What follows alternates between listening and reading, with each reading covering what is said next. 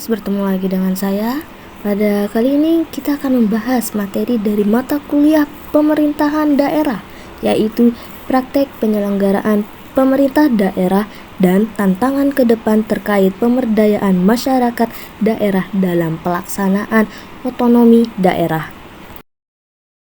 Pada materi pertama, kita akan membahas mengenai penyelenggaraan pemerintah daerah, yang mana penyelenggaraan pemerintahan daerah di Indonesia berdasarkan pada Undang-Undang Dasar Negara Republik Indonesia tahun 1945. Ada Undang-Undang Nomor 23 Tahun 2014 tentang pemerintahan daerah dan peraturan perundang-undangan lainnya. Selanjutnya ada prinsip dasar yang digunakan dalam penyelenggaraan pemerintah daerah. Yang pertama digunakannya asas desentralisasi, dekonsentrasi, dan tugas pembantuan. Kedua ada penyelenggaraan asas desentralisasi secara utuh dan bulat yang dilaksanakan di daerah kabupaten dan daerah kota. Ketiga ada asas tugas pembantuan yang dapat dilaksanakan di daerah provinsi, daerah kabupaten, daerah kota, dan desa. Sebelahnya ada proses penyelenggaraan pemerintahan daerah. Yang pertama ada penyusunan perencanaan pembangunan daerah, kedua penetapan peraturan daerah, ketiga pelaksanaan kebijakan dan program daerah, dan yang terakhir ada pengawasan penyelenggaraan pemerintahan daerah.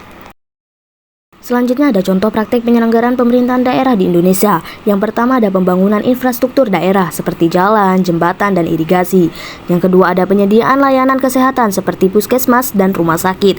Yang ketiga ada peningkatan kualitas pendidikan seperti pembangunan sekolah di daerah pelosok, sekolah gratis untuk masyarakat tingkat bawah, dan pemberian beasiswa. Yang keempat ada pengembangan ekonomi daerah seperti pembangunan kawasan industri, memperbanyak SDM untuk bekerja dengan membuka lowongan pekerjaan dan pariwisata. Yang keempat dan terakhir penanggulangan kemiskinan seperti pemberian bantuan sosial dan pelatihan keterampilan.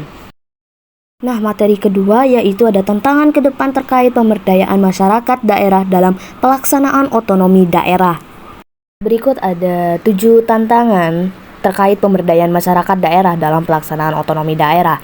Yang pertama ada kesenjangan kapasitas dan sumber daya, yang mana kapasitas dan sumber daya antar daerah masih timpang tindih dengan daerah di wilayah terpencil dan perbatasan umumnya memiliki keterbatasan. Nah, hal ini dapat menyebabkan kesenjangan dalam hal pemberdayaan masyarakat, di mana masyarakat di daerah tertinggal kurang mendapatkan akses terhadap program dan kegiatan pemberdayaan. 2. Lemahnya koordinasi dan sinergi. Koordinasi dan sinergi antar pemangku kepentingan dalam pemberdayaan masyarakat masih lemah, baik antar sektor pemerintah, organisasi masyarakat sipil, maupun sektor swasta. Nah, kurangnya koordinasi ini dapat menyebabkan program pemberdayaan tumpang tindih dan tidak efektif. 3. Kurangnya partisipasi masyarakat. Masih banyak masyarakat yang belum memahami dan terlibat aktif dalam proses pemberdayaan. Hal ini dapat menghambat keberhasilan program pemberdayaan karena masyarakat tidak memiliki rasa kepemilikan dan tanggung jawab terhadap program tersebut. 4. Lemahnya sistem monitoring dan evaluasi. 5. Adanya ketidakpastian regulasi. 6. Kurangnya kemauan politik. Dan 7. Adanya budaya patriarki.